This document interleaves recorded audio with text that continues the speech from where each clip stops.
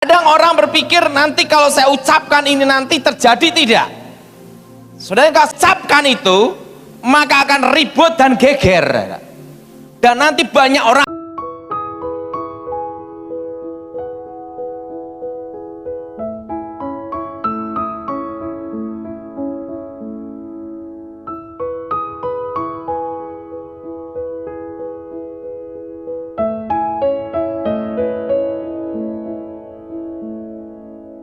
yakni di dalam mulutmu dan di dalam hatimu. Itulah firman iman yang kami beritakan. Ayat 9 sudah baca?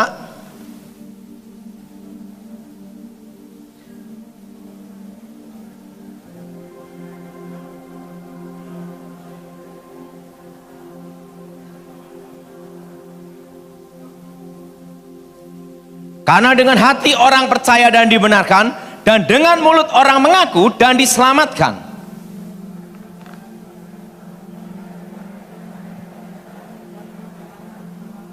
Di dalam firman Tuhan dikatakan dengan hati percaya. Ini saya semua, dengan hati percaya. Dan mulut apa, saudara? Mengaku. Mujizat itu tidak jauh dari kita. Mujizat itu ada di mulut kita. Tetapi ingat, dengan hati percaya dan diucapkan, maka terjadi suatu mujizat dan perkara ajaib. Untuk mendapatkan mujizat, kita perlu satu hal, yaitu apa? Percaya dan melangkah. Apa, saudara? Nah, kadang orang berpikir nanti kalau saya ucapkan ini nanti terjadi, tidak. Saudara yang kasih dalam Tuhan, kira-kira bulan Juni saya mendapat suatu petunjuk Tuhan. Saya mendapat petunjuk Tuhan, suara Tuhan jelas sekali. Tetapi kalau saya ucapkan itu maka akan ribut dan geger, dan nanti banyak orang akan menghujat. Nah, yaitu pada waktu kira-kira bulan Juni, Tuhan bicara sama saya jelas sekali bahwa Tuhan mengutus malaikat maut. Malaikat apa, saudara? Malaikat apa, saudara? Malaikat maut. Dan Tuhan akan mengirim malaikat maut itu dari Jakarta menuju Surabaya, dan itu selama 3 bulan. Waktu saya mendapat petunjuk Tuhan itu, waktu itu, saudara, saya bingung. Kenapa? Kalau saya sampaikan, nanti banyak orang yang mengatakan saya lebih gila, betul? Tetapi kalau tidak saya sampaikan, itu pesan Tuhan. Apa artinya ini? Saya telepon pendeta Gilbert. Pak Gilbert, ada apa? Saya mendapat pesan Tuhan, Pak Gilbert. Itu bulan Juni. Pesannya gimana? Bahwa Tuhan mengirim malaikat maut dari Jakarta menuju Surabaya. Dan malaikat itu yang diutus Tuhan waktu di tanah Mesir, di mana anak-anak sulung Mesir mati, dan setiap ambang-ambang pintu diolesi oleh darah anak domba. Amin. Tetapi mereka tidak boleh keluar dari rumah pada waktu malaikat maut itu berjalan, betul? Dan dikatakan anjing aja takut melonglong waktu malaikat itu berjalan. Artinya apa? Selama 3 bulan harus hati-hati, tidak boleh keluyuran, kan gitu, saudara. Wah, saya sampaikan Pak Gilbert, Daud, ini nanti kalau kamu sampaikan, Daud, pasti ribut, pasti geger, betul? Saya ngomong, Pak Gilbert, sampaikan tidak. Daud, kalau kamu percaya Tuhan, Tuhan tidak akan permalukan kamu. Jadi kalau kita mempercayakan hidup kita pada Tuhan, Tuhan tidak akan permalukan kita. Amin. Yang percaya angkat tanganmu, saudara. Apa yang terjadi? Bulan Juni saya bingung, saudara. Awal Juli saya telepon Michael. Michael, ada apa? Kita bikin Zoom darurat. Oh, ada apa nih? Apa yang terjadi, saudara? Saya lihat seorang malaikat tinggi. Saya lihat malaikat, saudara, tinggi. Saudara. Malaikat itu tinggi, membawa pedang gini nih, saudara. Terhunus gini, mandang saya gini. Dia bicara gini, aku diutus. Saya melihat malaikat itu jelas sekali, saudara. Wajahnya bersinar, rambutnya silver perak gitu, tangannya gini. aku diutus yang maha kuasa untuk dari Surabaya, dari Jakarta menuju Surabaya. Beritahu pesan ini, yaitu apa? Sampaikan pesan itu, karena aku akan berjalan dari Jakarta menuju Surabaya. Wah, malaikat maut. Langsung saya ngomong sama Michael, kita bikin jum darurat. Ada apa? Ini nanti Michael, selama 3 bulan banyak yang mati. Ada apa Pak Daud? Ingat Michael, saya dapat pesan Tuhan bahwa malaikat maut itu dikirim dan sudah ada di Jakarta menuju Surabaya. Saya tanya, kenapa engkau utus malaikat maut Tuhan? Tuhan bicara apa? Karena banyak darah-darah martir yang menuntut keadilan. Apa saudara? Darah apa saudara? Martir yang menuntut apa saudara? Keadilan. Apa yang terjadi saudara? Saya sampaikan pesan Tuhan itu. Waktu saya sampaikan saudara, benar saudara, geger ribut saudara. Terutama yang ngalami isolasi mandiri. Kalau ada dok, malaikat maut. Wah, selama 3 bulan itu saudara. Dan apa yang terjadi? Termasuk 2 sahabat saya juga mati saudara. Kenapa? Corona. Yang mati ribuan. Betul? Saya punya kawan, setiap kali dapat WA, tulisannya apa? Rip innalillahi. Rip innalillahi. Wah terus saudara. Waktu itu saya dihujat banyak orang. Terserahlah pokoknya saya sampaikan pesan itu saudara. Dan apa yang terjadi?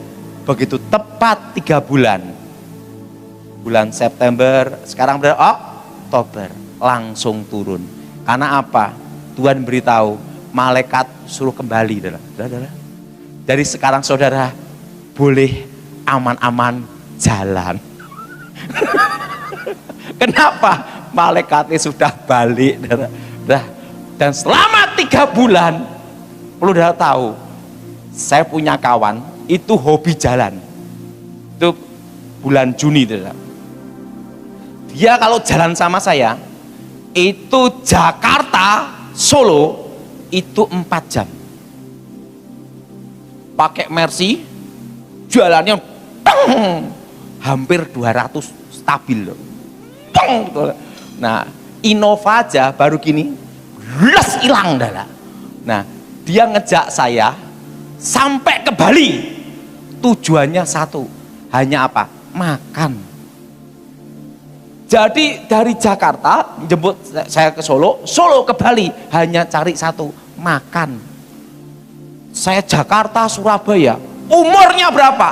66. Saya manggil dia itu Engkong Sakti. Kenapa? Kalau udah setir mobil, deng, bang, setan aja nyusul susah.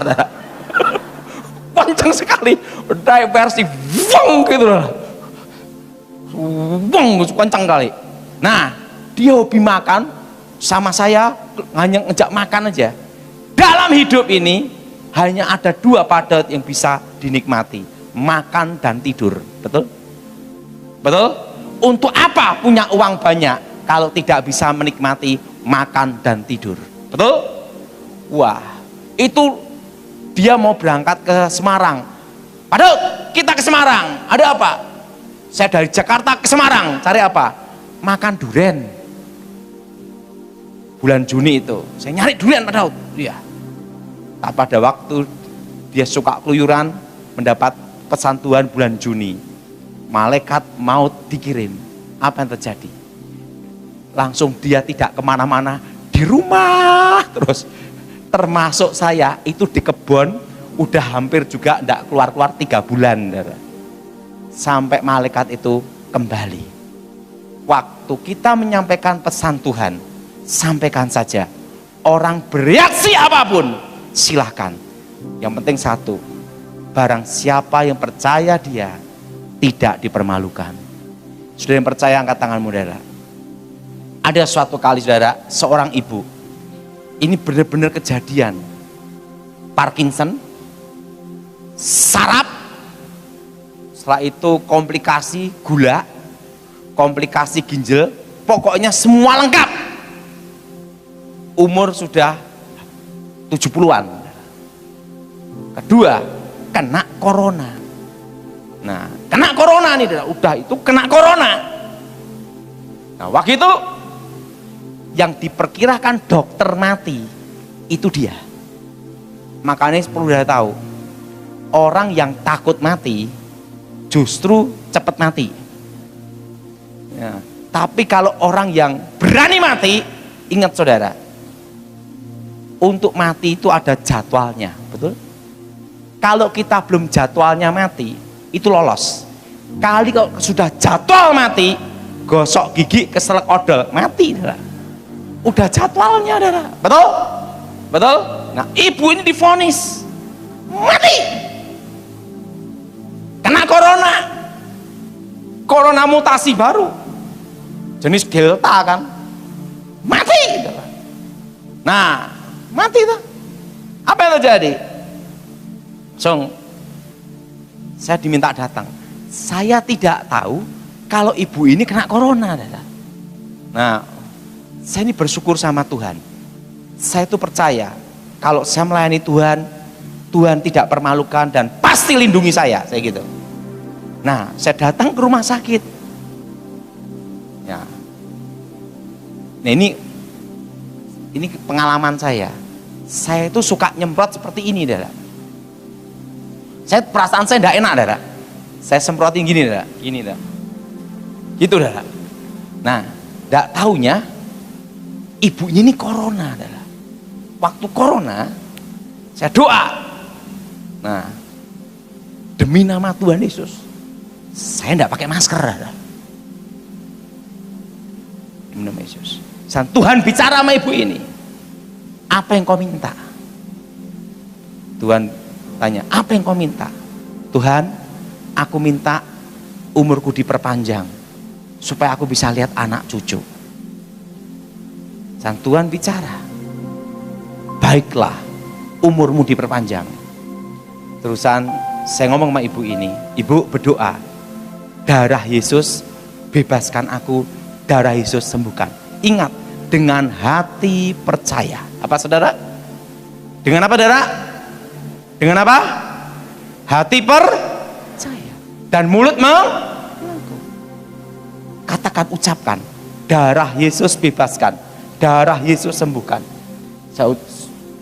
Dia masuk ruang isolasi. Kanan kiri yang muda-muda mati.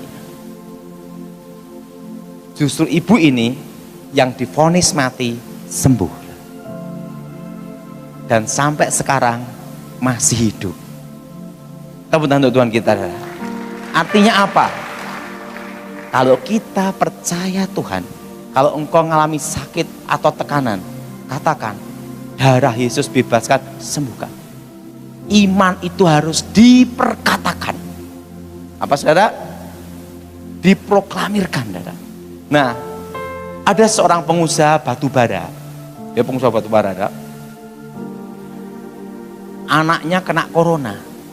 Dan anaknya ini, saudara, didatangi malaikat maut. Saudara. Waktu 3 bulan itu, saudara. Wah, malaikat maut, saudara. Wah, malaikat maut jalan gini. Nah, dan anaknya ini udah ketakutan. Makanya saya beritahu, kalau malaikat maut datang, tidak bisa disogok, betul? Betul? Tidak bisa disogok. Dan kalau malaikat maut sudah datang, kamu punya uang banyak pun tidak bisa selamat, betul? Betul? Hanya bisa untuk lolos satu, nego sama Tuhan, betul? Nah, apa yang terjadi? Pengusaha ini telepon saya, Pak Daud, ada apa? Tolong anak saya. Ya udah. Tak lihat anaknya itu sudah kena corona, isolasi gini, san mutah-mutah gitu. Malaikat mautnya ada di pundaknya, tinggal mau ambil. Waktu itu saya ngomong, Tuhan, Bapak ini sering bantu untuk pelayanan. Nanti kalau anaknya mati, nanti yang bantu saya siapa? Kan gitu, Makanya kolektor persembahan itu ada gunanya untuk nego. Betul? Untuk apa, saudara? Nego. Karena bapak ini sering bantu. Saya ngomong, nanti kalau ini mati, gimana ini Tuhan? Nanti dia kecewa, tidak bantu pelayanan. Karena ini bapak ini sering bantu untuk bangun-bangun gedung gereja. Kalau dia kecewa anaknya mati gimana? Malaikat mautnya udah megang gini, tinggal diambil. Malaikatnya itu langsung memandang saya gini, aku lewatkan, lolos. Anaknya selamat. Langsung bapak yang ngomong, anakku selamat Pak Daud. Besok saya ditransfer berapa, darah? 100 juta, darah. Dia ngomong sama saya, uang tidak ada harganya kalau sudah malaikat maut berjalan. Makanya saya beritahu, jadi orang Kristen jangan pelit-pelit. Karena apa? Bapak ini selamat gara-gara apa? Saya nego. Ada lagi, saudara. Makanya saya beritahu saudara, kita ini harus memberikan hidup kita untuk Tuhan. Saya punya kawan itu konglomerat. Makanya orang yang takut mati didatengin malahan. Udah konglomerat, dia itu kaya raya, kaya raya, dan dia suka nolong, suka menabur. Nah, dia ini sering ngasih saya itu berkat untuk pakan sapi. Nah, untuk pakan sapi ini, maka saya beritahu, uang banyak belum tentu bisa nyelamatin. Justru pakan sapi bisa nyelamatin. Nah, dia itu paling hati-hati. Yang namanya orang kaya itu pasti takut mati, betul nggak? Nah, apa yang terjadi? Ketemu saya aja itu batasnya 3 meter. 3 meter. Pakai ini masker. Setiap kali orang nemuin 3 meter, protokolnya kurang apa, betul? 3 meter ini ketemu udah. Setiap minggu semua pegawai karyawannya di swab semua, PCR. Ogok-ogok sini. Wah, saya pertama kali disogok loro banget ya. Pak Petrus pernah disogok enggak, Pak Petrus? Wow, disogok ini loro banget ya. Disogok buk gitu loh. Nah, bayangin, semua karyawan pegawainya semua di swab. Orang ketemu dia 3 meter. Saya ketemu dia 3 meter, jaga jarak. Semprot, macam-macam udah. Suatu kali dia di swab, yang kena corona dia sendiri. Dia sendiri, Pak dia yang hati-hati. Dia ke ruang isolasi, telepon sama saya, Pak Daud, ada apa? Kan kawan saya baik. Aku kena corona, aku mati apa urip? Jawab. Ingat, aku ini mau mati apa hidup? Doakan. Wah. Saya ngomong sama dia, kamu doa aja, darah Yesus bebaskan aku, darah Yesus sembuhkan. Udah tak lakukan. Kamu tanya, oh Tuhan, aku mati apa hidup? Udah tak lakukan doa itu. Saya ngomong sama Tuhan, ini konglomerat, uangnya triliunan. Nah, waktu itu saya doa, Tuhan beritahu saya, sampaikan ke dia, engkau melihat anak cucu dan kau tidak akan mati sebelum melihat cucumu. Saya ngomong gini, Tuhan, saya minta umur dia diperpanjang Tuhan. Kenapa? Karena setiap bulan dia ngasih saya pakan sapi. Nanti kalau dia mati yang ngasih makan sapi ini sopo. Ada waktunya kita juga nego, betul? tetapi harus ada penjelasan yang jelas kalau sama Tuhan, betul?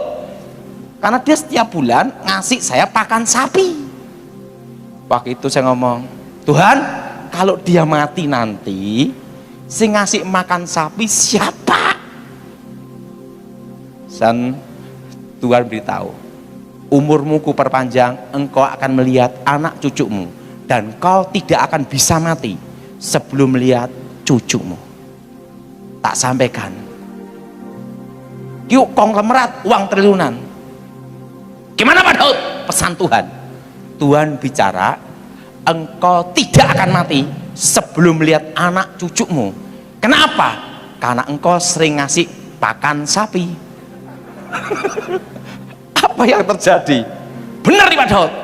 Saya akan tes langsung dites swab, negatif. Dan apa yang terjadi? Dia ngomong, bayangin aku konglomerat yang nyelamat hanya satu, pakan sapi. Artinya apa saudara? Kita ini bisa nego dengan Tuhan, tetapi hidup kita harus jelas. Apa saudara? Harus apa saudara?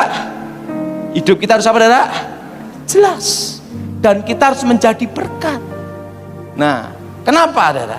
Kalau kita jadi berkat, waktu kita nego sama Tuhan, nah Tuhan itu pasti mendengar. Karena apa yang kita percayai, ya kita imani, Tuhan tidak akan permalukan. Dan ingat saudara, satu hal, apa yang kita doakan, kita harus yakin. Nah saudara, saya kemarin habis divaksin, itu ada ceritanya. Saya itu tidak mau vaksin. Pokoknya saya hanya menunggu satu orang aja yang ada di muka bumi. Kenapa saudara? Suatu kali, itu kira-kira tahun 2009. 2009, waktu itu saya diperintah sama Pramono Edi Wibowo. Kalau tidak salah waktu itu dia pangkatnya Danjen Kopassus, Komandan Jenderal Pasukan Khusus. Waktu itu dia ngomong sama saya, Daud, siap, Jenderal. Kamu cek. Waktu itu ada satu ajudan yang namanya Obay. Saya masih ingat itu. Ajudan itu tes untuk meriksa seorang letkol, letnan kolonel. Langsung saya menghadap jenderal, gitu. Langsung ajudan kasih map. Mapnya saya masih ingat, mapnya biru. Nah, mapnya biru. Nah itu langsung Danjen Kopassus waktu itu memberitahu saya, ada siap, kamu ditugaskan untuk memeriksa satu orang. Bentuk tim, sudah dibentuk tim, dan karena letnan kolonel ini akan memeriksa Pak SBY dan Ibu Ani. Sebelum memeriksa presiden harus di screening dulu latar belakang, kemampuan, kepandaian. Karena kalau sudah kita bicara di pengamanan khusus, itu semua pasti baik dari yang terbaik, elitnya elit, betul? Jadi tidak asal-asalan sembarang kaleng-kaleng punya gitu. Saya lihat filenya, namanya Letkol Terawan. Langsung dibentuk tim, diperiksa semua, kemampuannya dia, keahliannya dia, semua. Nah sudah toh? Nah Pak Edi Wibowo ngomong, terawang, gitu dah. Wah, ya udah saya doa udah. Sesuai prosedur semua dilakukan. Saya ngomong sama jenderal, izin jenderal, siap jenderal, izin jenderal. Ada apa? Gimana kamu periksa? Sudah clear semua, oke. Silahkan untuk memeriksa presiden. Silahkan untuk memeriksa apa saudara? Presiden. Oke, silahkan. Udah. Nah, saya dapat map biru itu kira-kira ya 2009. Nah itu saya lihat profilnya dia, keahliannya dia, semuanya. Nah, pada waktu ribut-ribut corona, saya tidak mau divaksin, hanya nunggu satu orang itu aja yang pernah dulu saya periksa. Kenapa? Udah tahu latar belakang. Tubuh kita ini adalah bait Elohim, bait Tuhan. Saya tidak mau tubuh saya asal dimasukin suntikan-suntikan tidak jelas. Karena itu hak saya. Betul? Betul? Saya tidak mau asal-asalan, asal sini nanti suntik sini 100 suntikan jadi manusia kaleng semua adalah. Saya tidak mau. Dari tahun 2020 saya tidak mau divaksin sama sekali. Karena saya nunggu satu orang ini aja. Apalagi kakek saya pernah cerita waktu Perang Dunia Kedua. Ini kejadiannya Perang Dunia Kedua adalah Perang Dunia Kedua, ada wabah dalam satu timnya dia, ada yang kena wabah, ada yang lolos, ada yang sembuh. Yang sembuh ini darahnya diambil, disuntikkan ke teman-temannya sendiri di bagian kaki, set semua. Yang darahnya cocok langsung kering sembuh. Yang tidak cocok demam panas 2 hari, tetapi daya tahan tubuh naik. Dan tim dari kakek saya semua selamat hidup semua. Itu kejadian waktu Perang Dunia Kedua, waktu peta. Waktu itu kakek saya pesan sama saya, nanti di masa depan bila terjadi wabah atau pagebluk,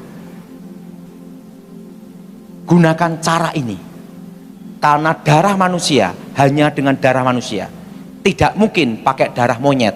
Kalau monyet nanti apa? Genetikanya beda, nanti kita garuk-garuk, betul? Betul? Karena genetikanya beda, DNA-nya beda. Dari darah manusia harus dengan darah manusia. Jadi kalau ada yang satu yang lolos sembuh, nah itu bisa digunakan. Pokoknya ini satu, darah manusia dengan darah manusia. Makanya saya tidak mau divaksin sampai menunggu satu vaksin yang asal usulnya jelas darah manusia. Apa saudara? Karena DNA kita beda dengan binatang. DNA kita beda dengan namanya kambing. DNA kita beda dengan namanya kerbau atau simpanse monyet. Betul? DNA kita itu DNA manusia. Dan kita ini adalah diciptakan Tuhan segambar, serupa dengan Tuhan. Amin. Nah, ngomong sama sebelahnya, kamu bukan monyet. Kita ini apa? Segambar, serupa dengan apa? Tuhan. Apa yang terjadi? Saya tunggu dari tahun 2020, 2021 sampai naik pesawat aja susah. Tak jalanin, bahkan naik masuk mall aja susah. Harus ini, harus pakai ini. Yang tidak ada kartu ini, tidak ada surat ini apa, tidak bisa masuk. Saya lakukan. Lebih baik saya tidak ke mall daripada saya divaksin. Sebelum saya menemukan vaksin yang jelas, yang tidak kaleng-kaleng punya, adalah saya hanya nunggu satu orang yang saya tunggu itu. Dan apa yang terjadi? Suatu kali saya ditelepon. Nah, Pak Terawan itu memang dokter hebat, tapi kalau urusan setan tetap Dautoni. Saya ditelepon sama temannya dia, Pak Daud, ini ada urusan setan. Oh iya, urusan setan ya. Oke, setan ini. Nah, saya enggak taunya ajudan Pak Edi Wibowo namanya Obay itu sekarang juga ikut Pak Terawan ya, jadi ajudan juga yang nyerahin map biru itu.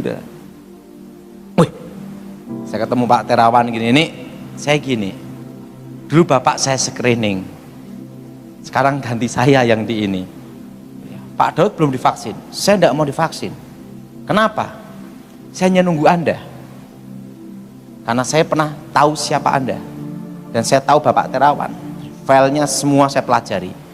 Pak Terawan itu tidak bayang-bayang loh, saudara. Itu dulu itu pernah menjadi ketua dokter militer dunia loh. Jadi bukan kelas RT RW loh, saudara. Kelas apa, saudara? Itu pernah jadi ketua dokter militer dunia. Jadi bukan sekedar kaleng-kaleng yang tidak jelas gitu, saudara. Saya tidak mau. masukin sini, nggak mau, lebih baik saya mati, nggak mau saya, asal-asalan gitu. Tek, lihat profilnya semua baru. Nah, udah siap Daud? Silahkan saya divaksin. Saya hanya menunggu Anda. Berapa tahun Anda menunggu? Dari tahun 2020. Orang ngatakan saya gila, terserah, nggak usah masuk mall, nggak apa-apa, asal nunggu itu. Saya divaksin, plek, tak cek dulu, ada nam-namnya ndak? Ada setannya ndak? Kan harus jelas, betul? Karena itu mempengaruhi jemaat, betul? Betul? Ada chipnya ndak? Ada setannya ndak? Diambil darah. Nah, setelah itu 7 hari, jadi darahnya saya diambil, darah itu diambil dulu. Begitu darah diambil, nah saya itu dibentuk plasma, tulisan dendritic cell. Nah setelah itu dendritic cell. Nah selama 7 hari untuk menghadapi virus corona di tempat itu, saudara. Tapi di kayak tabung itu, antigen apa namanya saya tidak tahu, saudara. Nah setelah itu tepat 1 minggu, tapi yang jelas pasti darah manu, dan itu darah saya sendiri, saudara. Udah masukkan ke badan saya. Tahu enggak efek sampingnya apa? Saya malah tambah sehat, mencret aja enggak, demam panas enggak. Dan saudara, saya udah ketemu banyak orang kena corona tetap negatif. Makanya saya beritahu pada saudara, kalau vaksin, saran saya satu, Nusantara. Apa saudara? Itu sekali untuk seumur hidup. Tahu enggak saudara? Saya jemput sama sopir. Ini sama sopir, saudara. Sopirnya jemput saya pagi, jemput. Sama saya dari pagi sampai malam. Udah toh?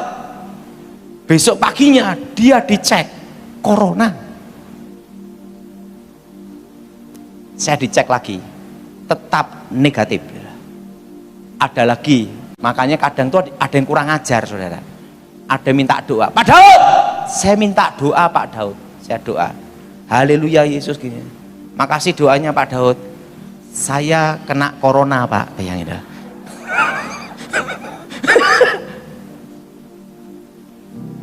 Saya udah berapa kali ketemu orang corona dan positif corona, negatif sampai sekarang. Nah, jadi saya beritahu pada saudara, tubuh kita ini bait Tuhan. Jangan hanya asal-asalan untuk dimasukin pada suntikan yang saudara tidak tahu. Saudara punya hak itu. Betul? Betul? Betul? Karena itu tubuh saudara sendiri. Kalau saya udah ngalami. Nah, setelah itu saya di DSA. Jadi saya itu divaksin. Tahu enggak bayar berapa? Gratis. Karena apa? Karena saya udah ngusir setannya. Nah, oh setannya di mana? Di sini. Oh, usir keluar. Nah, saya ngomong sama Pak Terawan, selama ada setan, tetap saya dapat order. Jadi saudara, saya ngomong sama dia, dulu saya screening, sekarang saya ganti yang diperiksa. Jadi saudara, kalau saudara percaya dengan imanmu, engkau tidak boleh ragu bahwa Tuhan tidak permalu.